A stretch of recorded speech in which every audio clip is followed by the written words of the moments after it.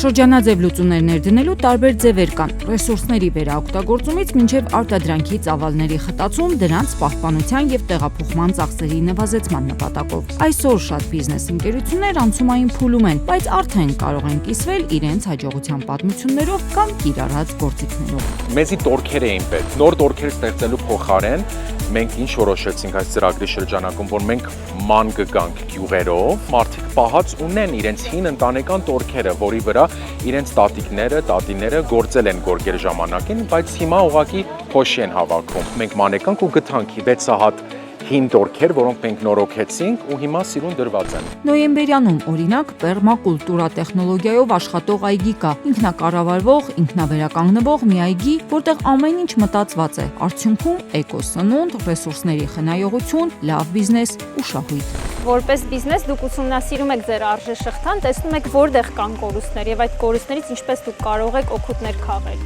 Այսինքն սա